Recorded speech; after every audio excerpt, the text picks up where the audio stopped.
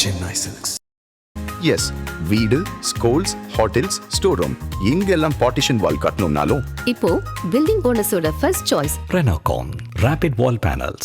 ஆஹா, no compromise. உங்க சைடுலயும் எங்க சைடுலயும். It's a GT promise. GT Holidays, South India's #1 travel brand. அண்ணா வணக்கம். இன்னைக்கு கருத்து கேட்பு கூட்டத்தில் என்னெல்லாம் விவாதிக்கப்பட்டது, தேர்தல் பிரச்சார அறிக்கையில் என்னென்னலாம் இடம்பெறும்னு எதிர்பார்க்கலாம்? முக்கியமான தமிழ்நாட்டில் அனைத்து சமுதாயங்களும் சங்கங்களும் விவசாயம் எது முக்கியமான குழுக்கள் இருக்கோ அனைத்துமே தமிழ்நாடு ஃபுல்லாக கிட்டத்தட்ட 5 மாவட்டமாக நம்ம செஞ்சுட்டு பார்த்துட்டு வந்துக்கிட்டு இருக்கோம். மக்கள் மனசில் அவ்வளோ ஒரு நல்ல வரவேற்பு இருக்குது தாவேக்காக்கு.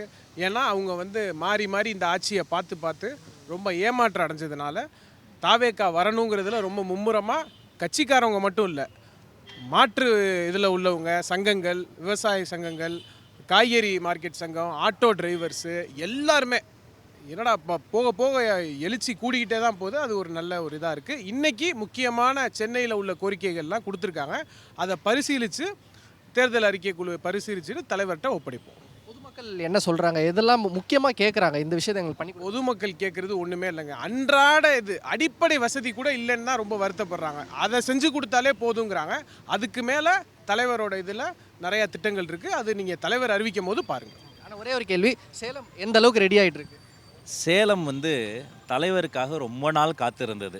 நாங்களும் சேலத்திற்காக காத்திருந்தோம். இப்போ மற்ற கட்சிக்கெலாம் ஒரு முக்கிய கட்சிக்கு இன்றைக்கி ஈவினிங் கூட இது ஒரு பெரிய மாநாடு நடத்துகிறாங்க. போன வாரம் கூட மேடையில் இளைஞர்களே இல்லாமல் ஒரு இளைஞர் மாநாடு நடத்தினதாக கேள்விப்பட்டேன்.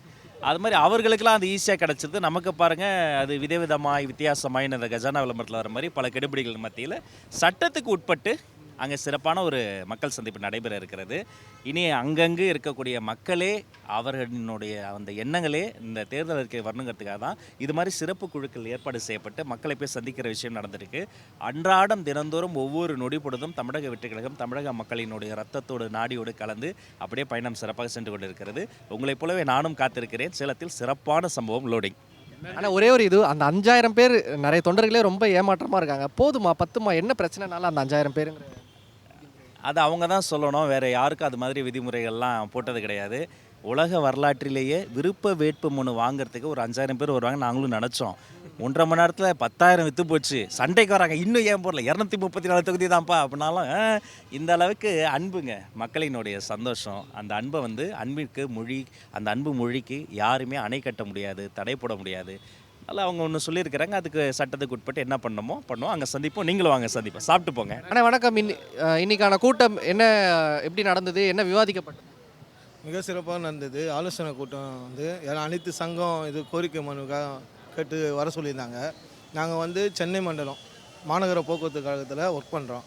ஏற்கனவே பொதுச்செயலாளர் பார்த்து சங்கம் அமைக்கிறதை பற்றி ஆலோசனை கேட்டோம். ஒரு 10 நாள் அவகாசம் கொடுத்தாரு. அதுக்கப்புறம் 10 நாள் கழிச்சு திருப்பி 2வது கட்டமாக பொதுச்செயலாளர் பார்த்து 2வது கட்டமாக ஒரு 10 நாள் கழிச்சு பேசணும். அப்போ பேசுகிறதுக்கு தொழிற்சங்கம் அமைக்கணும். ஒரு கட்சிக்கு தொழிற்சங்கம் ரொம்ப முக்கியம். அதனால் வெற்றி கழகத்துக்கு இது வரையும் தொழிற்சங்கம் அமைக்கப்படலை. அதனால் நான் ரசிகராக இருந்தேன். அதனால் நான் 2வது தொழிற்சங்கம் அமைப்பை பற்றி பொதுச்செயலாளர் சொல்லி தொழிற்சங்கம் அமைக்கலாம் அப்படின்னு சொன்னார். தொழிற்சங்க வாரியத்தில் முறையாக தொழிற்சங்கம் அமைக்கப்பட்டு அதை நான் சென்னை மண்டலம் தான் நான் பதிவு பண்ணியிருக்கேன். இது பேரவை அமைப்பாங்க. பேரவை அது கிட்டத்தட்ட 8 மண்டலம் இருக்குது. 8 மண்டலத்தில் நான் சென்னை மண்டலம் பதிவு பண்ணியிருக்கோம். 7 பேர் சேர்ந்து பதிவு பண்ணியிருக்கோம். இப்போ 8 மண்டலம் பதிவு பண்ணணும். அது பொதுச்செயலாளர் என்ன சொன்னார், பேரவை நம்ம கட்சி எலெக்ஷன் முடிட்டோம், அதுக்கப்புறம் நம்ம தொழிற்சங்கம் பேரவை அமைக்கலாம்ப்பா அப்படின்னு சொன்னார்.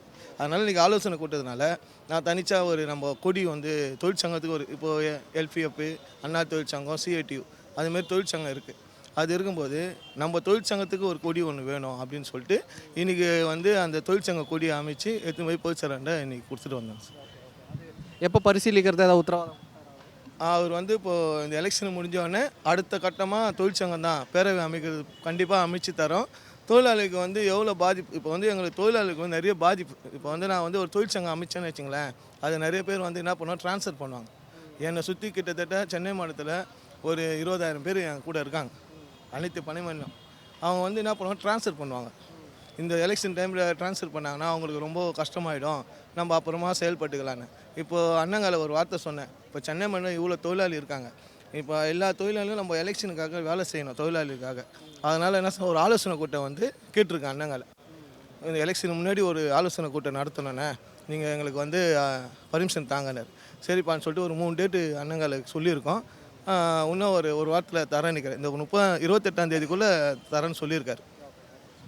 ஆனால் இப்போது நாளை மறுநாள் சேலத்தில் தளபதி அவர்கள் சந்திக்கிறாரு. ரொம்ப நாள் கழிச்சு ஒரு மாநாடு, ஏன்னா அந்த பல்வேறு நெருக்கடிகள், சிபிஐ விசாரணை, ஜனநாயகன் பட இஷ்யூன்னு சொல்லிட்டு எப்படி எவ்வளோ உற்சாகமாக இருக்கீங்க, என்ன எதிர்பார்க்குறீங்க, தளபதி என்ன பேசுறாரு? இப்போது எல்லா இடத்துலையும் இப்போ சிபிஐ அண்ணன் வந்து வெளியே வர்றதுக்கு வந்து ரொம்ப விடமாட்டேன்றாங்க தளபதி வந்தாலே. இப்போ கூட பிரச்சாரம்னு சொல்லி இப்போ வந்து நம்ம மாநாடு நடத்துகிறாங்கன்னு வச்சுங்களேன், எதனா வந்து தளபதியை வந்து எதனா ஒரு நெருக்கடி பண்ணுறாங்க, புரியுதுங்களா? இவங்க வந்து தளபதியை எப்படியாவது அவர் இன்னொரு கட்டத்துக்கு நான் சொல்லனா, எங்கள் தளபதியே வந்து எலெக்ஷனில் நிற்காத அளவுக்கு வேலைப்பாடு நிறைய பண்ணின்னு இருக்காங்க, புரியுதுங்களா? அவ்வளோ நெருக்கடி கொடுங்க. சில பேர் தெரியாது, ஆனால் கண்டிப்பாக எங்கள் தளபதி அந்த எலெக்ஷன்லேயே நிற்கக்கூடாது. ஏற்கனவே அந்த நம்ம நடிகர் ஒருத்தர் இருந்தார் விஷாலா, அவரு கூட வந்து என்ன பண்ணாங்க, அந்த லெட்டர் பேட்லாம் இது பண்ணி நெகரி பண்ணாங்களே, அதுமாரி எங்கள் தளபதியை வந்து இது பண்ணுறாங்க. ஆனால் நாங்கள் விட மாட்டோம், எங்கள் தளபதிக்காக நாங்கள் உயிரே கொடுப்போம். இப்போது எங்களுக்கு வந்து இந்த தொழிற்சங்கத்தில் எவ்வளோ பாதிப்பு, என்னெல்லாம் ட்ரான்ஸ்ஃபர்லாம் பண்ணியிருக்காங்க. அப்படி இருந்தும் எங்கள் தொழிலாளிங்க ஃபஸ்ட்டு மாநாள்லேருந்து 2வது விக்கிரவாண்டியிலேருந்து மதுரையிலேருந்து இப்போ சேலத்து நாங்கள் எல்லாமே தொழிற்சங்கம் சார்பாக எல்லாமே நாங்கள் வந்து கண்டிப்பாக ஒத்துழைப்பு கொடுப்போம். எங்கள் தளபதியை ஜெயிக்கிறது தான். ஒரு 10 நாள் நாங்கள் லீவ் போட்டு, எங்கள் வேலையை கூட லீவ் போட்டு எங்கள் தளபதி ஜெயிக்க வைக்கிறது தான் என்னுடைய முதல் கட்ட நடவடிக்கையாக இருக்கும். ஆனால் இப்போ சென்னையில் வந்து கிரிக்கெட் மேட்ச் நடந்துகிட்ருக்கு மைதானத்தில், விசில் தடை பண்ணி சொல்லி அறிவிப்பு பார்த்துருந்தோம். அது ஒரு நிமிஷம் பிரதர், அவங்க சொல்கிறாங்க, இப்போ நான் வந்து பஸ்ஸு டிரைவர், அது வந்து இப்போ கண்டக்டர்னா விசில் அடிப்பாங்க, அந்த விசில் அடிக்க மணி அடிக்க சொல்லி இப்போ ஆர்டர் போட்டிருக்காங்க, புரியுதுங்களா? அதுக்கே ஆர்டர் போடுறாங்கன்னா இப்போ விசில் அடிக்கிறதுக்கு ஒரு கிரிக்கெட் மேட்ச் வந்து ஏன் விசில் என்ன கையில் அடிக்க மாட்டாங்களா விசில்? அதனால் வந்து இதெல்லாம் ஒரு சாத்தியமே கிடையாது. எங்கள் தளபதியை வந்து எப்படியாவது இந்த விசில் சத்தம் வந்து எல்லாம் அவர் என்ன சொல்லுது, இப்போ எல்லாருக்கும் ஒரு சின்னம் கொடுத்துக்கிறாங்க, விசில் சின்னம் வந்து ஃபுல்லாக யாரை கேட்டாலும் ஒரு சின்ன பசங்கள்லேருந்து எல்லாருமே விசில் தான். அதை பற்றி கவலையே இல்லை, எங்களுக்கு எல்லாம் ரீச் ஆயிடுச்சு. ஜனநாயகன் படம் ஒரு வழியாக கேஸ் வாபஸ் வாங்கி இப்போது படம் ரிலீஸுக்கு ரெடி ஆகிட்டு இருக்கு, இந்த மாதம் ஆகிடும்னு சொல்கிறாங்க. எவ்வளோ உற்சாகமாக இருக்கீங்க? கண்டிப்பாக மாஸ்டர், இப்போ வந்து எங்கள் தளபதியுடைய ஜனநாயக படம் எப்போ வருதோ அப்போ தான் நான் புது ட்ரெஸ்லாம் போடவே இல்லை. எங்கள் தளபதி படம் எப்போ வருதோ அப்போ தான் எங்களுக்கு பொங்கல், தீபாவளி அப்படி தான். அவர் படம் வந்தால் தான் எங்களுக்கு எல்லாமே. கடைசி படம்ட்டார், அது எப்படி இருக்கும் நீங்களே சொல்லுங்கள், செலிப்ரேஷனு சூப்பராக இருக்கும். கடைசியாக ஒரு கேள்வி, இப்போது சமீபத்தில் மற்ற கட்சியோட தலைவர்கள்லாம் மாநாடு போடும்போது தளபதி அவர்களை காப்பி அடிக்கிறதா மாஸ்டர்? எல்லாம் வேணால் காப்பி பண்ண பாருங்க, இந்த பேண்ட்டு சட்டை அதே டவுலு என்ன சொல்கிறது, அந்த பொக்கை கொடுக்குறாங்க, ஒரு பையன் தூக்கி விசிறி அடிச்சுட்டு போகிறாரு, இதெல்லாம் இது தளபதி மாரி வந்துடுமா? தளபதி அந்த ரேப்பில் வரும்போது எப்படி வருவார் தெரியுமா? ஐயனார் செலவு மாரி வருவார். அவரை பார்த்தாலே உண்மையாக சொல்கிறேன், அவர் வந்தார்னாலே ஐயனாரை பார்க்குற மாரி இருக்கும், அப்படி வருவார் கம்பீரமாக. அவர் வந்தார், அவர் நடக்கவும் இல்லை, அவரை கூட்டின்னு வந்து இந்த மாதிரிலாம் பண்ணுறாங்க. அது ரொம்ப தவறான, கஷ்டமாகுது. அவர் நண்டு வரும்போது கஷ்டமாகுது உண்மையாலுமே. அவர் 70 வயசு ஆயிடுச்சு, அவரை வந்து அதேமாரி காப்பி வச்சு அவரை வந்து நடக்க விட்டது எனக்கு கஷ்டமாக இருந்தது. தளபதி மாதிரி வந்துட முடியுமா? ஓகே மாஸ்டர், நல்லா பேசுனீங்களா? அண்ணா வணக்கம். இன்றைக்கான கூட்டம் எப்படி நடந்தது, என்னென்ன விஷயங்கள்லாம் விவாதிக்கப்பட்டது? நான் நல்லபடியாக தான் நடந்துச்சு. நாங்கள் கொஞ்சம் லேட் ஆகிடுச்சு வரதுக்கு. நாங்கள் ஃபஸ்ட்டு வந்து என்ன விஷயம் தெரிஞ்சிருக்கு எங்களுக்கு. நாங்கள் பணியார் ஆஃபீஸ் போனதுனால அங்கே வரது ரொம்ப லேட் ஆகிடுச்சுண்ணா. நாங்கள் இப்போ தான் வந்து பார்த்தோம். அதாவது தெரிஞ்ச வரைக்கும் இந்த ஹேண்டிகேப் சில பேர் வந்திருந்தாங்க, அவங்களுக்கு வேண்டியதை செய்கிறேன்னு சொல்லியிருக்காங்க. ஆனால் நல்லபடியாக செய்வாங்கன்னு எங்களுக்கு நம்பிக்கை இருக்குது, அதான் எதிர்பார்க்குறோம். இந்த கூட்டத்தில் இருக்கக்கூடிய கருத்து கேட்பு வச்சு தான் தேர்தல் பிரச்சாரமே தளபதி ரெடி பண்ண போகிறாருன்னு சொல்கிறாங்க. என்னென்னலாம் எக்ஸ்பெக்ட் பண்ணுறீங்க தேர்தல் பிரச்சாரத்தில்? என்னென்ன சொல்கிறது பற்றி பட் வெளியே எதுவும் சொல்லிக்க விரும்பல, அது நடக்கிறது ஆமாம்ன்ற ஒரு நம்பிக்கை இருக்குது.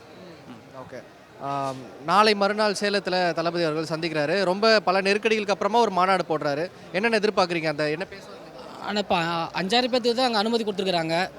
நாங்களாம் கிருஷ்ணகிரி மாவட்டம் ஒசூரில் இருக்கோம், சொந்த ஊர் சேலம் தான். இருந்தாலும் எங்களுக்கே போகிறது வாய்ப்பு கொடுக்கல. ஆனால் அவர் பார்க்கணும், மக்களுக்கு சேவை செய்கிறதுக்கு அந்த காவல்துறையும் ஒத்துழைக்கணும். இப்போ இருக்கிற சிஎம்மை கண்டிப்பாக ஒத்துழைச்சி ஆகணும். ஆனால் ரொம்ப டார்ச்சர் கொடுக்குறாங்க. எங்களுக்கு உண்டான வாய்ப்பு கொடுத்தாங்க அப்படின்னா நாங்கள் தளபதி நாங்கள் மேலே இடத்துல வைப்போம். ஆனால் அவருக்கே ரொம்ப இடையூறு தராங்க. அதான் 5000 பேர் போதுமா தளபதி? 5000 பேரா? இடம் பத்தாதுங்க சார், சென்னையே பத்தாது.